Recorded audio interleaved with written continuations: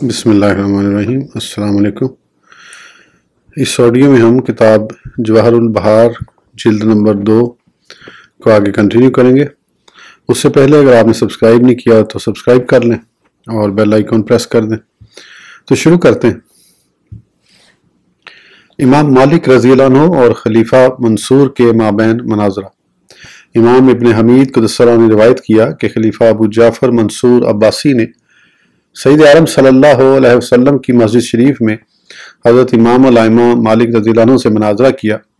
اور خلیفہ اتنے باروب طریقے سے تھا کہ اس دن اس کے سامنے 500 تلواریں تھیں،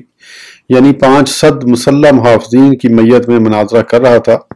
اور اثناء مناظرہ میں اس نے بلند آواز کی تو حضرت امام الائمہ رضی اللہ عنہ نے فرمایا: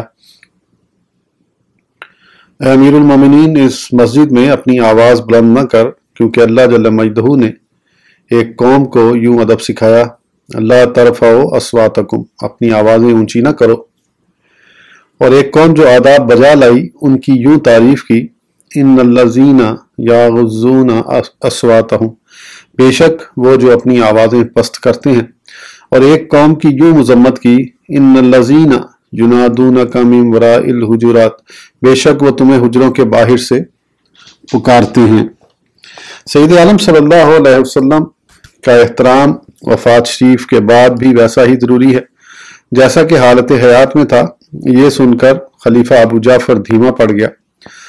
سید عالم صلی اللہ علیہ وسلم کے انہی خصائص میں سے یہ ہے کہ جو شخص آپ صلی اللہ علیہ وسلم کی توہین کرے تو وہ کافر ہو جائے گا، اور جس نے سید عالم صلی اللہ علیہ وسلم کو گالیاں دیں یا بدگوئی کی تو وہ قتل کیا جائے گا۔ امام حاکم قدس اللہ نے اس روایت کی تصحیح کرتے ہوئے اور امام بیہقی قدس اللہ نے اپنی سنن میں حضرت ابو برزہ رضی اللہ عنہ سے روایت کیا کہ ایک شخص نے حضرت امیر المومنین ابو بکر صدیق اکبر رضی اللہ عنہ کو گالی دی تو میں نے عرض کیا: اے رسول اللہ صلی اللہ علیہ وسلم کے خلیفہ، کیا میں اس گالی دینے والے کی گردن نہ مار دوں؟ حضرت امیر المومنین رضی اللہ عنہ نے فرمایا: نہ، گالی کی سزا قتل سید عالم صلی اللہ علیہ وسلم کے بعد کسی کے لیے بھی روا نہیں۔ امام ابن عدی اور امام بیہقی قدس رحمہ حضرت ابو ہریرہ رضی اللہ عنہ سے راوی کہ آپ رضی اللہ عنہ نے فرمایا: جس شخص نے کسی کو گالی دی تو اب اسے اس گالی کے باعث قتل نہیں کیا جائے گا، ہاں جس نے سید عالم صلی اللہ علیہ وسلم کو گالی دی ہو تو اسے قتل کیا جائے گا۔ امام بیہقی قدس حضرت ابن عباس رضی اللہ عنہما سے راوی کہ آپ رضی اللہ عنہ نے فرمایا: سید عالم صلی اللہ علیہ وسلم کے زمانے میں ایک نابینا کی ولد جان عالم صلی اللہ علیہ وسلم کو اکثر گالیاں دیتی رہتی تھی، جس کی وجہ سے اس نابینا نے اسے قتل کر دیا۔ بعدها اس واقعے کا سید عالم صلی اللہ علیہ وسلم سے ذکر کیا گیا تو سید عالم صلی اللہ علیہ وسلم نے فرمایا: میں گواہ ہوں کہ اس ولد کا خون اس نابینا کو معاف ہے۔ امام ابو داود اور امام بیہقی قدس رحمہ نے حضرت امیر المومنین علی مرتضیٰ رضی اللہ عنہ سے روایت کیا کہ ایک یہودی عورت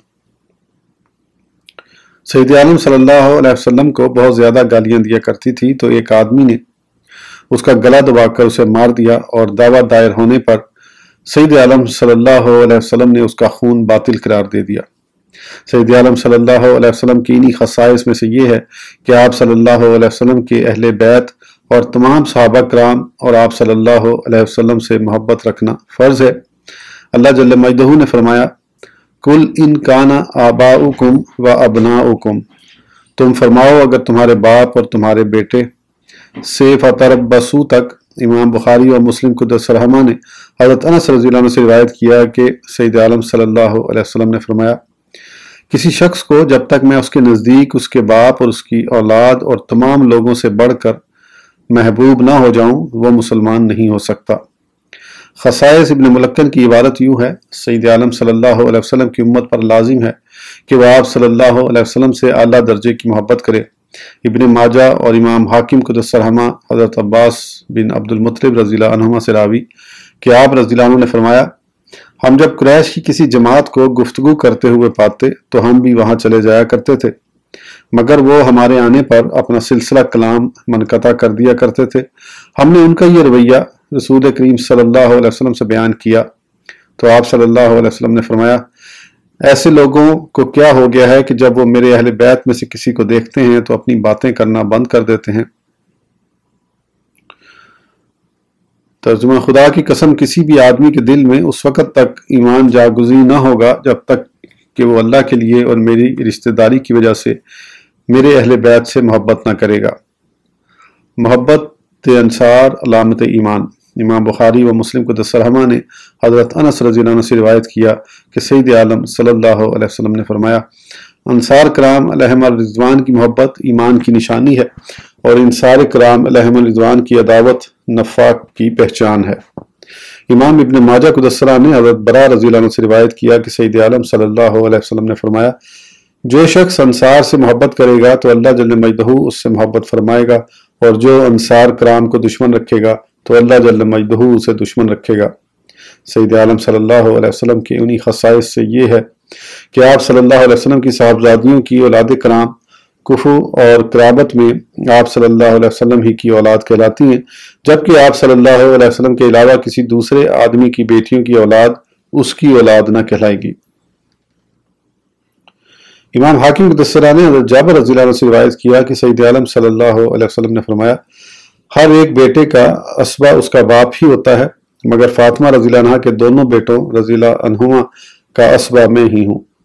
امام ابو یعلا قدس نے بھی اس حدیث کی مانند حضرت فاطمہ سلام اللہ علیہ سے حدیث روایت کی ہے۔ امیر المومنین امام حسن رضی اللہ عنہ کے بارے میں سید عالم صلی اللہ علیہ وسلم کا یہ فرمانا کہ ابنی حاضر سید، میرا یہ بیٹا سید ہے، اسی قبیل سے ہے۔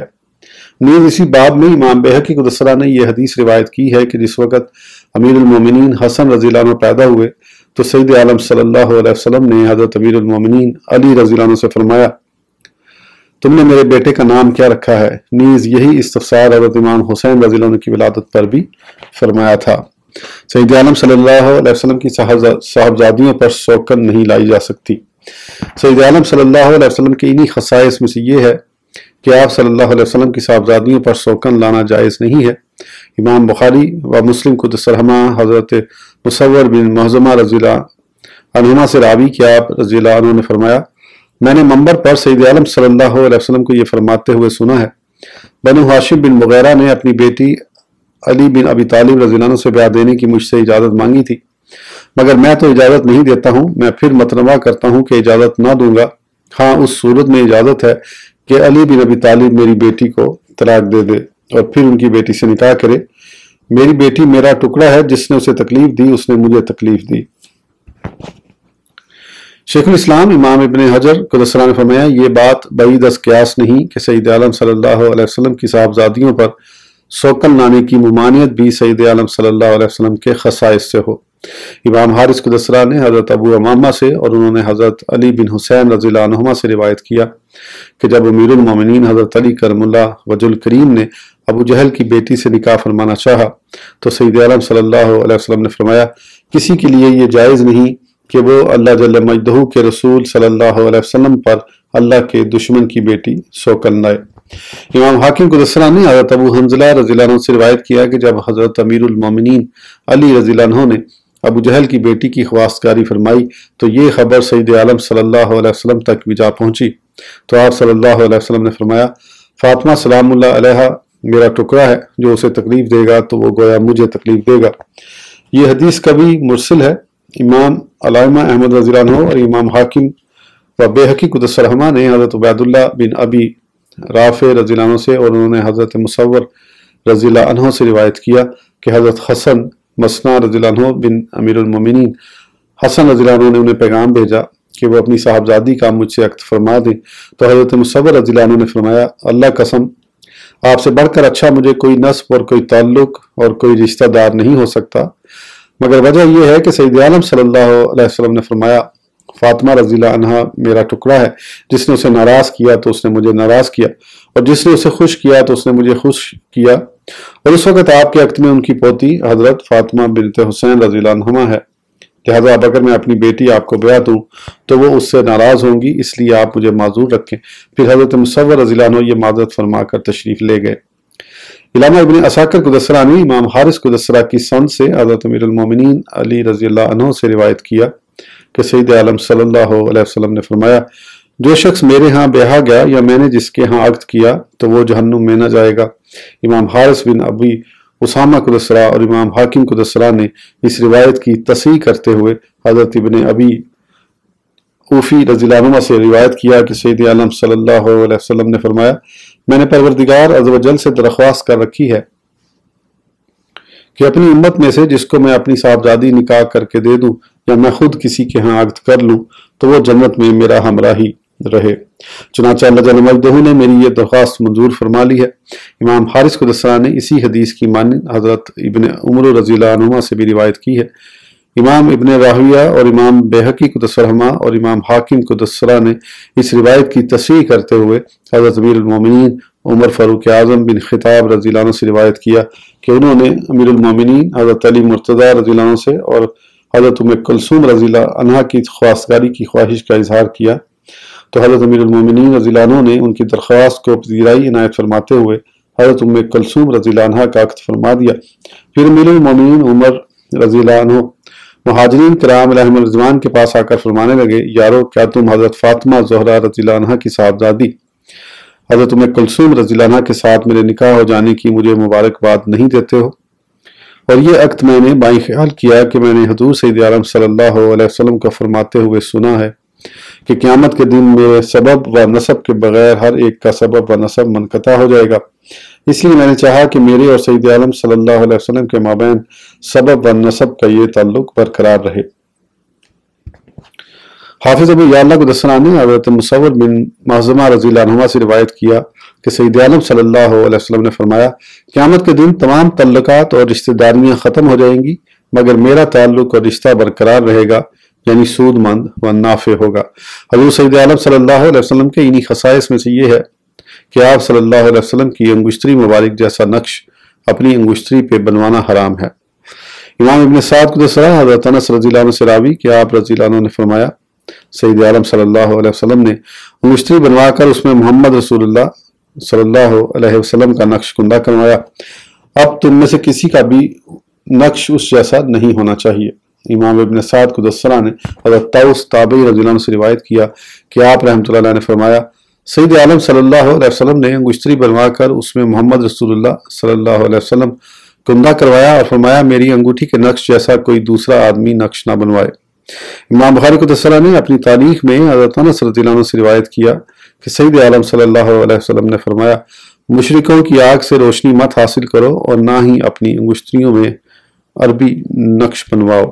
امام بخاری قدس اللہ نے تاریخ میں فرمایا کہ عربی نقش سے مراد محمد رسول اللہ صلی اللہ علیہ وسلم ہے، یعنی سید عالم صلی اللہ علیہ وسلم نے گویا یوں فرمایا ہے کہ نبی صلی اللہ علیہ وسلم کی انگشتری کی طرح اپنی انگشتری پہ محمد رسول اللہ صلی اللہ علیہ وسلم مت لکھواؤ۔ سید عالم صلی اللہ علیہ وسلم کی انہی خصائص میں سے نماز خوف ہے۔ ایک جماعت کا یہی مذہب ہے، انہی میں سے ایک حضرت امام علامہ ابو حنیفہ رضی اللہ عنہ کے تلمیذ رشید حضرت امام علامہ قاضی ابو یوسف رضی اللہ عنہ بھی ہیں، جیسا کہ اللہ جل مجدہ نے فرمایا، وَإِذَا كُنْتَ فِيهِمْ فَأَقَمْتَ لَهُمُ الصَّلَاةَ، اور اے محبوب جب تم ان میں تشریف فرما ہو پھر نماز میں ان کی امامت کرو۔ اس نماز کو ان میں سید عالم صلی اللہ علیہ وسلم کی موجودگی کے ساتھ مقید کرنے کی من حیث المعنی وجہ یہ ہے کہ سید عالم صلی اللہ علیہ وسلم کی نماز میں وہ خصوصیت و فضیلت ہے کہ جس کے ہم پلہ کوئی اور شے نہیں ہو سکتی، لہذا اسی فضیلت کے باعث یہ احتمال باقی ہے کہ ترک نماز سے کہیں نظم صلاۃ متغیر ہو جائے اور اس سے آپ صلی اللہ علیہ وسلم کو جو انفرادی خصوصیت حاصل ہے وہ نہ رہے۔ اور امام علامہ ابو یوسف رضی اللہ عنہ کے علاوہ دوسرے ائمہ کا نظریہ اس کے برعکس ہے، لہذا جماعت میں اس کے ساتھ استبدال آسان ہے۔ عصمت انبیاء علیہ السلام سید عالم صلی اللہ علیہ وسلم کی انہی خصائص میں سے یہ ہے کہ آپ صلی اللہ علیہ وسلم ہر قسم کے گناہ سے معصوم ہیں، چاہے وہ گناہ صغیرہ ہو یا کبیرہ، قصدن ہو یا بھولے سے، جیسا کہ اللہ جل مجدہ نے فرمایا، لِيَغْفِرَ لَكَ اللَّهُ مَا تَقَدَّمَ مِن ذَنبِكَ وَمَا تَأَخَّرَ، تاکہ اللہ تمہارے سبب سے گناہ بخشے تمہارے اگلوں کے اور تمہارے پچھلوں کے۔ امام سبکی قدس اللہ نے اپنی تفسیر میں فرمایا کہ اس پر تمام امت کا اتفاق ہے کہ حضرت انبیاء علیہ السلام تبلیغ سے متعلق ہر قسم کی لغزش سے معصوم ہوتے ہیں اور تمام کبیرہ گناہوں سے بھی معصوم ہیں، اور اسی طرح وہ چھوٹے اور گھٹیا گناہ جو انہیں ان کے مقام و مرتبے سے گرا دیں اس سے بھی معصوم ہیں، اور یوں ہی صغائر پر مداوت و اصرار سے بھی بری ہوتے ہیں۔ ان چاروں اقسام کے عدم صدور پر ساری امت کا اتفاق ہے۔ لیغفر لک اللہ، الایہ کی تفسیر بے نظیر، اور وہ صغائر جو انہیں ان کے مرتبہ و مقام سے نہ گرائیں ان کے صدور پر اختلاف ہے۔ معتزلہ وغیرہ کثیر لوگ ان کے جواز کے قائل ہیں، اور مذہب مختار یہ ہے کہ ایسے گناہ بھی حضرات انبیاء علیہ السلام سے ناممکن ہیں، اس لیے کہ ہمیں ان سے صادر ہونے والے ان کے ہر قول و فعل میں پیروی کا حکم دیا گیا ہے، لہٰذا یہ کیوں کر ہو سکتا ہے کہ ان حضرات سے گھٹیا پن کا صدور بھی ممکن ہو، اور پھر اس غیر مناسب گھٹیا شے کی ہمیں اقتداء کرنے کی بھی اجازت دے دی جائے۔ علامہ سبکی قدس سرہ نے فرمایا، مؤخر الذکر گناہ کے مجوز نے فقط مذکورہ آیت کے ظاہری مفہوم کو سامنے رکھا ہے اور اس میں اس کے جواز پر کوئی نص و دلیل پیش نہیں کی۔ علامہ سبکی قدس سرہ نے فرمایا، میں نے جب اس آیت کریمہ کے سیاق و سباق میں غور کیا تو میں نے وہاں صرف ایک ہی احتمال پایا، اور وہ سید عالم صلی اللہ علیہ وسلم کی عظمت شان کا بیان ہے، اور نہ ہی وہاں کوئی گناہ وغیرہ نظر آیا۔ رہی یہ بات کہ آیت کریمہ کی مراد کیا ہے، تو مذکورہ آیت کریمہ سے مراد یہ ہے کہ اللہ جل مجدہ نے چاہا کہ بندوں پر جتنے بھی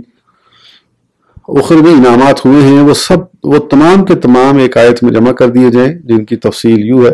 تمام اخروی نعمتوں کی دو قسمیں ہیں، سلبیہ اور ثبوتیہ۔ سلبیہ گناہوں کی مغفرت ہے، ثبوتیہ کی تعداد غیر متناہی ہے۔ اللہ جل مجدہ نے انہی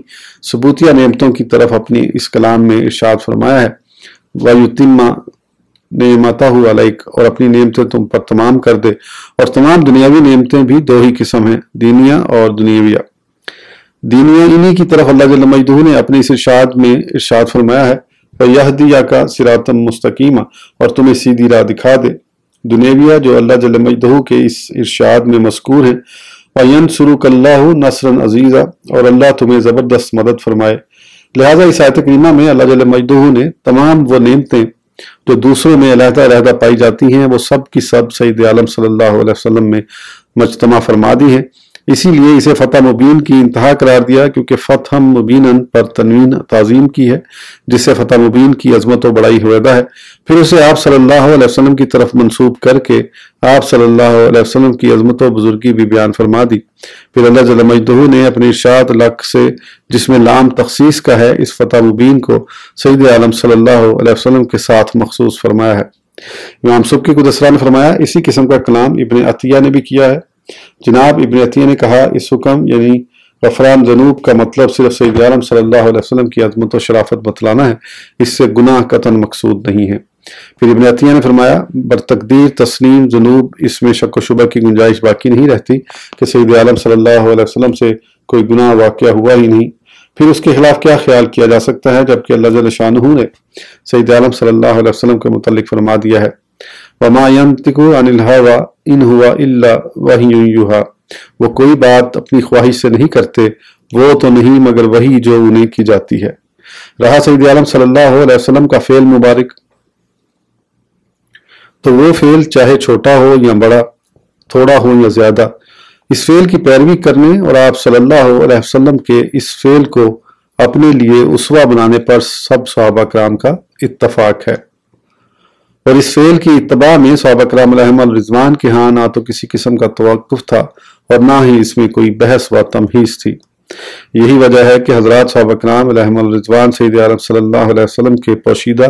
اور اندرونی اعمال کے بھی معلوم کرنے اور ان کی اتباع کرنے اور انہیں بھی اسوہ و مثال بنانے کی ٹو میں لگے رہتے تھے۔ سید عالم صلی اللہ علیہ وسلم کے ساتھ صحابہ کرام علیہم الرضوان کے احوال مبارکہ میں جو آدمی غور و فکر کرے گا تو اسے پتہ چلے گا کہ سید عالم صلی اللہ علیہ وسلم کے قلب اطہر میں ان کے اعتقاد کے خلاف خیال لانے سے آپ صلی اللہ علیہ وسلم اللہ جل مجدہ سے شرماتے ہوں گے۔ الی آخرہ من تفسیر السبکی قدس سرہ۔ امام حاکم قدس سرہ نے اس روایت کی تصحیح کرتے ہوئے عمرو بن شعیب کے طریق سے اور انہوں نے اپنے والد محترم سے اور انہوں نے اپنے جد امجد سے روایت کیا کہ انہوں نے فرمایا، میں نے عرض کیا، یا رسول اللہ صلی اللہ علیہ وسلم، کیا جو کچھ میں آپ صلی اللہ علیہ وسلم سے سنا کروں اسے لکھ لیا کروں؟ تو سید عالم صلی اللہ علیہ وسلم نے فرمایا ہاں لکھ لیا کرو۔ پھر میں نے عرض کیا تو کیا یا رسول اللہ صلی اللہ علیہ وسلم میں وہ بھی لکھ لیا کروں جو بحالت خوشی و ناخوشی آپ صلی اللہ علیہ وسلم فرما دیتے ہیں؟ سید عالم صلی اللہ علیہ وسلم نے فرمایا ہاں وہ بھی لکھ لیا کرو، اس لیے کہ میں غصہ ہوں یا خوشی ہر حالت میں سچی اور حق بات ہی کہتا ہوں، اور حق کے سوا کہنا میرے منصب سے کہیں دور ہے۔ علامہ ابن عساکر قدس سرہ نے حضرت ابو ہریرہ رضی اللہ عنہ سے روایت کیا کہ سید عالم صلی اللہ علیہ وسلم نے فرمایا میں جو بھی کہوں سچ ہی کہتا ہوں۔ حضرت ابو ہریرہ رضی اللہ عنہ نے فرمایا اس پر کچھ صحابہ کرام عرض نہ ہوئے یا رسول اللہ صلی اللہ علیہ وسلم اس میں یقیناً ہماری رعایت ہے۔ سید عالم صلی اللہ علیہ وسلم نے فرمایا میں جو بھی کہوں سچ ہی کہتا ہوں۔ سید عالم صلی اللہ علیہ وسلم کے انہی خصائص میں سے یہ ہے کہ آپ صلی اللہ علیہ وسلم ہر غیر پسندیدہ فعل سے بری ہیں۔ امام ابن سبکی قدس الرحمہ نے جمع الجوامع میں فرمایا عصمت کی وجہ سے سید عالم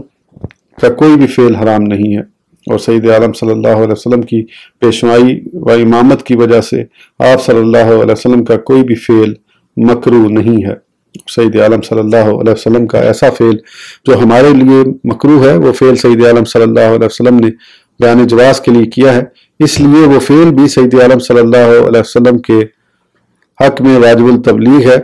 یا وہ کام آپ صلی اللہ علیہ وسلم کے حق میں مستحب بات سے ہے، لہذا اس قسم کے فعل پر بھی سید عالم صلی اللہ علیہ وسلم کا واجب یا مستحب کا ثواب ہے۔ سید عالم صلی اللہ علیہ وسلم اور تمام انبیاء اکرام علیہ السلام کے انہی خصائص سے یہ ہے کہ ان پر جنون کا طاری ہونا ناممکن ہے۔ ہاں قلیل بے ہوشی طاری ہو سکتی ہے، اس لیے کہ جنون یعنی سلب عقل عیب ہے، جبکہ غشی ایک قسم کی بیماری ہے۔ شیخ ابو حامد قدس سرہ نے فرمایا انبیاء علیہ السلام پر طویل بے ہوشی کی نسبت بھی غیر ممکن ہے۔ شیخ بلکینی قدس سرہ نے روضہ کے حواشی میں اسی پر اتفاق فرمایا ہے۔ امام سبکی قدس سرہ نے مذکورہ مذہب کی تائید کرتے ہوئے ساتھ ہی یہ تنبیہ بھی کی ہے کہ حضرات انبیاء علیہ السلام کی بے ہوشی اور غشی دوسرے لوگوں جیسی نہیں ہوتی، ان حضرات کے اعصاب مبارکہ پر فقط تھکان کا اثر ہوتا ہے، وہ بھی دل پر نہیں بلکہ صرف ہوا سے ظاہری پر ہوتا ہے۔ سبکی قدس سرہ نے فرمایا اس کی تائید اس حدیث شریف میں موجود ہے کہ حضرات انبیاء علیہ السلام کی آنکھیں تو نیند کرتی ہیں مگر دل بدستور بیدار رہتے ہیں۔ جب انبیاء کرام علیہ السلام کے قلوب منورہ نیند سے محفوظ و معمون رہ سکتے ہیں تو غشی سے بھی بدرجہ اولیٰ محفوظ رہ سکتے ہیں، اس لیے کہ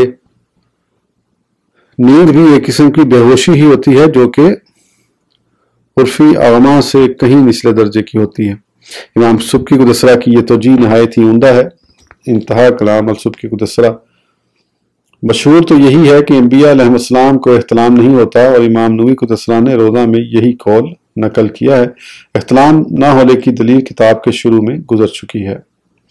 اس ویڈیو کے لیے اتنا ہی، پھر انشاءاللہ اگلی ویڈیو میں آگے کنٹینیو کریں گے۔ اس وقت تک کے لیے اجازت دیجیے، سبسکرائب کرنا نہ بھولیں۔ اللہ حافظ۔